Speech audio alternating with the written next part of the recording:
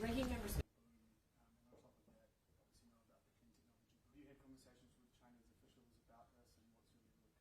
Well, my biggest assessment is we need to start having dialogue between the Chinese military and the U.S. military. And I think China has been a little reluctant to do that. But it's really important. As you mentioned, China has built up its military capability significantly, particularly in the area of nuclear weapons.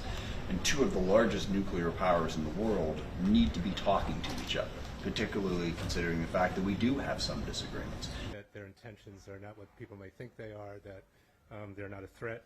We need more sources of energy. And to my mind, we need to deal with the problem of global warming and the impact of relying excessively on fossil fuels. So if we are, if China or anybody for that matter is developing better battery technology, better solar power generation, better wind generation, other options, I think that's something that the world can benefit from. What I'd like to see is the U.S. be a bigger part of that. Us to begin to make those investments, which we have to some extent, and then I guess in the far off fantasy land, imagine that China and the U.S. could work together.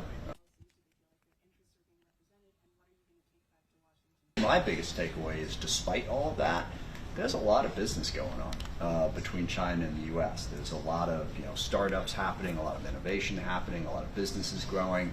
What was it we heard that they're building they're adding 3 McDonald's restaurants a day throughout China.